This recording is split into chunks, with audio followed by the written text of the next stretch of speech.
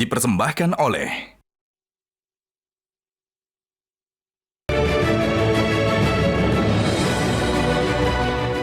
Temu lagi di Hot Room. Ribuan anjing dikonsumsi, dipotong tiap bulan di wilayah Indonesia. Apakah memang itu perbuatan pidana atau tidak? Kita akan tanya kepada Profesor Suparji Ahmad, ahli hukum pidana. Dan sebelumnya saya nggak boleh lupa White Coffee, kopi luwak kesayangan Hotman yang bikin Hotman selalu mampu bersaing dengan Profesor.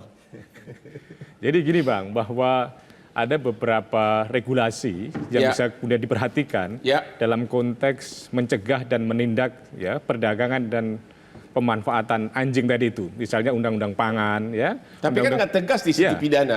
Ya betul, Undang-Undang Perlindungan Konsumen, Peternakan dan Kesehatan Hewan, dan beberapa peraturan daerah, peraturan wali kota, surat edaran, dan termasuk kemudian KUHP.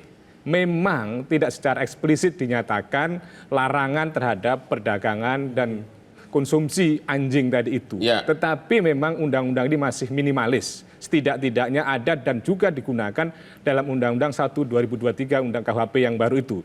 Belum ada memang satu tindakan-tindakan secara masif yang kemudian menindak.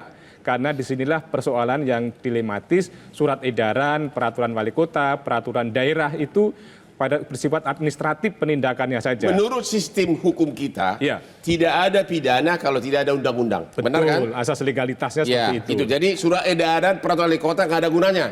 Hanya mengatur administrasi penindakan tapi tidak saja. Bisa mempidana. Tapi minimalis sekali lagi untuk mengatur. Tapi yang kalau KUH pidana itu terlalu luas. Iya, penganiayaan hewan. Orang motong babi juga pasti dipidana. Iya, memang itu abu-abu terlalu luas. Tetapi kemudian lagi-lagi saya katakan tadi sangat minimalis untuk mengkonstruksi sebagai sebuah pidana. Jadi kesimpulannya menurut Bapak sampai hari ini mengkonsumsi anjing bukanlah perbuatan pidana.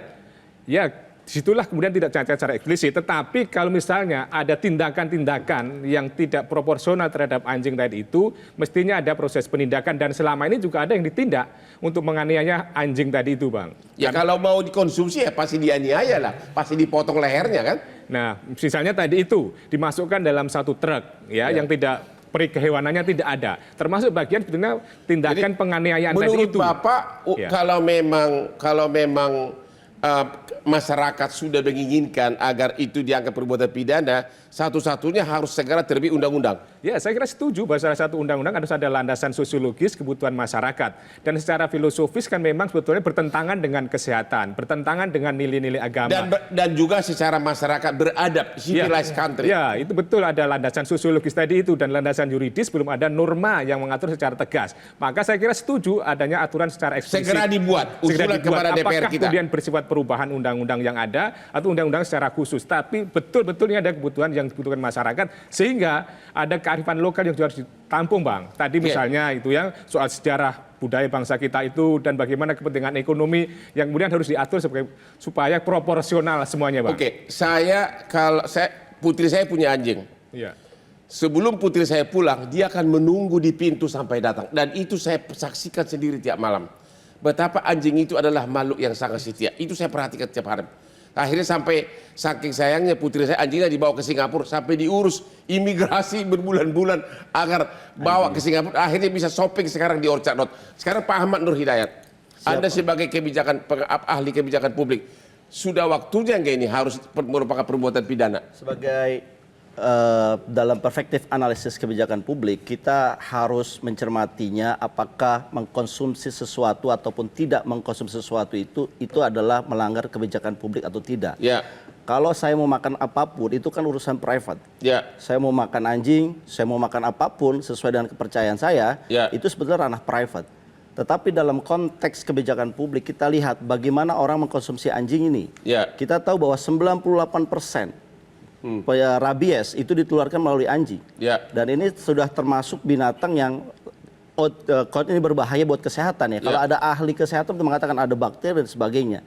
Tetapi kalau kita menggunakan langsung undang-undang secara legal tanpa diikut sertakan edukasi kepada masyarakat, apalagi yang sudah meyakini tradisi, ini akan berbahaya, Bang. Kenapa? Dari konteksnya akhirnya ada peraturan itu top down. Sementara masyarakat meyakini hal yang berbeda. Sebetulnya kita bisa melakukan pendekatan edukasi yang lebih masif. Ya. Sayangnya ini tidak dilakukan di berbagai daerah. Ya ada berbagai daerah termasuk Tomohon ya, kita tahu pasar ekstrim. Di sana menjual apapun. Tapi mereka punya aturannya. Bupatinya, wali kota Tomohon itu mengeluarkan larangan untuk menjual di pasar ekstrim itu. Tapi apakah banyaknya permintaan agar melarang makan anjing bukan karena soal rabies, tapi karena kecintaan terhadap anjing? Dianggap sangat dekat dengan manusia. Nah ini saya mau kritik, kalau kita cinta sama sesuatu kemudian melarang kita untuk dimakan, nanti daging kelinci itu bisa jadi kena undang-undang karena orang semua cinta kelinci. Kalau memang kebutuhan masyarakat begitu, hukum itu kan dibuat karena memang masyarakat mau. Nah menurut kami Bang, kita harus tahu yang namanya nilai-nilai tradisi dan norma modern. Ya. Kita tahu bahwa ada tradisi dan ada norma modern, yang modern ini dibangun dari rasionalitas.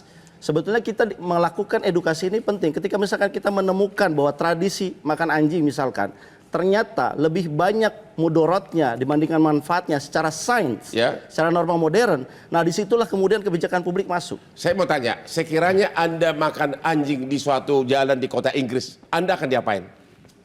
Kalau di negara lain tergantung dengan aturan yang... Tapi Anda setuju nggak bakal langsung dikeroyok? Kalau saya tidak makan anjing Bang, jadi saya nggak bisa. Kalau ada seseorang terang-terangan buka restoran, iya mungkin jual saja. makan anjing di London, mungkin saja. Dibakar nggak? Mungkin saja, karena kan aturannya masyarakatnya dan tradisinya sudah menganggap ini adalah binatang yang harus dicintai dan tidak memberikan manfaat. Itu dia. Jadi saya pribadi berpendapat lebih condong hanya karena itu sudah dianggap bagian dari binatang peliharaan yang sangat dicintai. Itu kira-kira. Jadi Anda setuju nggak sekarang untuk Indonesia?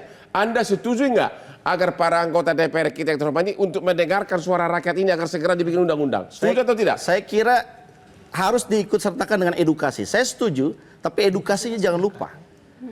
Sebetulnya begini, kalau kita melakukan edukasi dan dengan aturan yang ada, saya bacakan di daerah Wetas, Kulon Progo, ada seorang hakim yang melakukan memvonis 10 bulan dan mendenda 150 juta kepada pedagang seperti Pak siapa tadi yang dari surat Pak Dhani itu dipidanakan.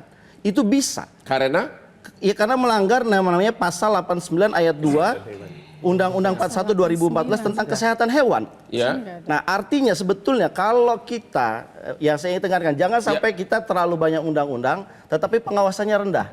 Ini kita sudah punya aturannya. Kenapa di Solo misalkan terjadi? Karena menurut saya pengawasannya yang rendah, Bang, oleh pemerintah. Jadi intinya begini, Anda setuju bahwa memakan anjing itu akan dipidana? Memakan anjing itu selama anjingnya itu adalah tidak mengandung rabies, seharusnya bagian dari tradisi. Kalau saya berarti Anda setuju dong? Setuju dong anjing itu bisa dimakan asal anjingnya anjing sehat. Tapi data. Coba Pak Christian setuju nggak gimana? Ayo dong. Kita bicara data by data ya. Dari beberapa banyak rumah jagal yang saya gerebek, kondisi anjingnya itu semua rata-rata tidak sehat. Bahkan kemarin yang di Semarang itu 1 positif rabies dan puluhan mengidap penyakit cacing jantung. Difolaria imitis, dan penyakit jantung ini bisa menular juga ke manusia. Jadi harus dipikirkan jangan hanya kita berpatokan pada rabies, tetapi ada zoonosis. Nah, zoonosis ini, jadi kami ini para pecinta anjing bukan hanya menyelamatkan karena kami sayang anjing lalu kami mengatakan daging anjing bukan untuk dimakan, tidak. Kami juga menyelamatkan jutaan masyarakat yang tidak mengkonsumsi daging anjing. Ada bahaya yang mengintai mereka. Ya, kalau boleh saya nambahkan. Anda itu keberatan anjing dimakan karena cinta anjing atau karena soal kesehatan? Dua-duanya, Botlip. Karena semuanya gini Pak, yang di Semarang ini cacing jantung, rabies itu sudah positif, cacing pita, bahkan mereka juga mengidap penyakit parvo dan distemper, saluran pencernaan dan saluran pernafasan. Itu Pak Spale yang ingin saya katakan. Jadi pendekatannya adalah pendekatan kebijakan publik. Saya sampaikan begini. Teman-teman di Solo ketika mereka banyak jualan, kemudian didemo oleh para pecinta hewan, kemudian mereka mengganti sate guguknya dihilangkan, sate jamu, sate RW. Apa yang terjadi Bang? Orang yang nggak ngerti datang konsumsi. Jadi atau anjing. Iya, jadi orang yang nggak tahu akhirnya malah menjadi masalah karena mereka takut didemo oleh para pecinta hewan. Yang maksud kami akan lakukan adalah harusnya ini adalah peran pemerintah untuk mengatur, bukan begini penyelesaiannya yang terjadi di Surakarta itu penyelesaiannya menurut saya nanggung. Mbak Devina gimana? Mau apa? Ya, mungkin kita jangan fokus di soal makan ya, tapi lebih kepada regulasi yang dilanggar. gitu loh. Karena selama aktivitas itu terjadi banyak pelanggaran yang terjadi gitu loh. Anda mengatakan Bang. jawabannya adalah yes or no. Boleh atau tidak mengkonsumsi anjing? Tidak boleh, karena tidak pernah ada di dunia ini yang bilang boleh. bahwa anjing itu adalah hewan untuk dikonsumsi. Bukan bagian pangan. Bukan Pak bagian dari Dhani, pangan. Paguyupan. Gimana Pak Dhani? Pendapat Anda? Ya, Pak. Ya, Pak. Apakah memang Nah, saya mau anjing itu tidak boleh, harus Anda setuju nggak bahwa ada undang-undang segera dipidana kalau orang makan anjing? kenapa tidak boleh? Hah? Kan bukan pangan. Nah, kenapa tidak boleh, Bang? Kita makan tidak ada yang melarang. Maksudnya dari karena pembeli Bapak sendiri, pedagang. dari pembeli Karena Bapak sendiri pedagang. membeli masakan kami. juga kan gitu. Saya tidak memaksa pembeli untuk membeli masakan yang kami olah. Terus yang kedua, pembeli tidak pernah menuntut kami, bahkan puluhan tahun dari saya jualan dan teman-teman jualan tidak pernah ada yang namanya laporan makan daging anjing terus kena penyakit, terus mati, terus kena penyakit yang lain-lain, Bang. Rabies itu cacing parvo yang kayak dikatakan Chris itu tuntutannya mana? Kalau ada, pasti penjual akan dituntut dari itu, Bang. Tuh gimana tuh? Terus dari Pak Mbak Desi aja bilang Bang Hotman, apa urugi lu katanya? Coba. Bang, Dia hanya berbicara sorry, boleh aku tambahin. Bentar, Bang. Perdagangan Bentar, ini sudah mengancam Bentar, Bang. kesehatan Sebentar, nasional bentar, loh. bentar. Ini Nah, adalah Mbak Davina. bisa menyebarkan Mbak penyakit Davina, rabies saya karena tadi mengatakan- operasional Mbak Davina. yang masif, transportasi yang masif terhadap hewan-hewan ini, terhadap anjing itu bisa menjadi penyebaran rabies. Nomor Itulah satu. Bang Dan yang dia saya katakan tadi, saya ingin menambahkan. Iya. Ya sebetulnya dalam perspektif kebijakan publik yang harusnya dilarang Davina. adalah perdagangan komersialnya. Kalau Yang orang mau seharusnya- makan saya apapun mau sesuai minta- dengan diyakini, Iya, itu bebas-bebas saja yang sebagai hak seharusnya asasi. dihukum Mau ngomong apa nih, Pak petani Dhani? dan Pak Dhani, si coba. pengepul Coba, ini. sebentar. Dilarang. Pak Dhani, pedagang, pemilik restoran anjing di Sukoharjo. Mau ngomong apa? Bang, saya mau tanya sama Mbak Davina soal data tadi, Bang. Di Solo itu cuma ada 27 pedagang anjing, Bang. Di Karanganyar 15 anjing, di Sukoharjo 24 pedagang anjing, Bang. Kok tanya dari mana? Ini pedagang saya kumpulkan di sini semua, Bang. Di dekat saya semua ini. Solo Raya ini. Saya punya Sangat data. mengerikan. Saya Ayo, punya horor data. di banget. depan Mbak Davina itu. Saya punya data. Bahkan Bapak cari di Google Maps itu sudah muncul nama-nama warung yang penjual daging Gini anjing. Mas Kris. Mas, Kalau Mas, situ saya sadar. Mas berbicara ini situ sebagai pedagang. masih tidak percaya, kita bisa investigasi di lapangan sekarang, Bang. Silakan. Dan hasil Kita bisa investigasi kami di itu ada lapangan sekitar sekarang. 50-an loh, Mana Mas. yang benar, mana yang kuat. Iya. Oke, sekarang gini. Menurut Anda data jumlah restoran di Solo berapa? Dari hitungan saya sendiri itu ada 50-an. 50-an. Itu Di ya, Sukoharjo Anda tahu nggak? Kalau di Sukoharjo ada beberapa tapi tidak Oke, di Solo ada 50-an. Ada 50-an. Menurut Pak Dhani ada berapa di Solo? 50-an itu yang Di Solo ada 27 pedagang anjing, Bang. Di Di Solo Karanganyar ada 20. sekitar 15, di Sukoharjo 24. Ini pedagang Berdasarkan data investigasi dan survei DMFI, di Solo itu ada 83 investigasi kalau warung juga. enggak pakai data asli itu namanya hoax gitu. Loh, kita semuanya Kita pakai bisa data. kasih data loh. Kita pakai data. Fakta, ini bukan opini, ini fakta. Bentar, Bang. Data nggak terlalu penting sebetulnya. Oke. Bang, bentar saya mau minta tolong bicara satu lagi. Ya, silakan. Tadi yang mengatakan siapa itu Bapak tadi siapa itu dinamakan Rica Guguk. Itu yang merubah itu Pak Jokowi. Dulu masih menjabat wali kota Solo.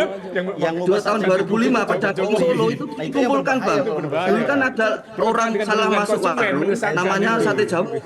Terus pedagang dikumpulkan semua, disuruh Pak Jokowi merubah namanya Rica Guguk, terus mengasih spanduk namanya Rica Guguk plus gambar kepala anjing, Bang, supaya pembeli tidak salah masuk warung lagi. Kapan itu, Itu yang benar, Bang. Kapan itu? Kapan? Bukan Oke, sekali menakut-nakuti lagi. pembeli itu. Jadi Itu. Anda kalau sampai nanti DPR mengeluarkan undang-undang, lu kalau jualan anjing lagi dipidana, tanggapan Anda apa? Singkat.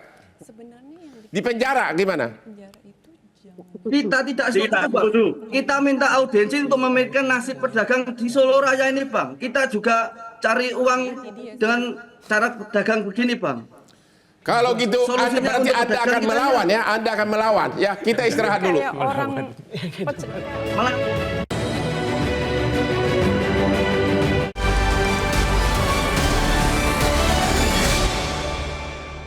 dipersembahkan oleh Jelajahi cara baru mendapatkan informasi. Download Metro TV Extend sekarang.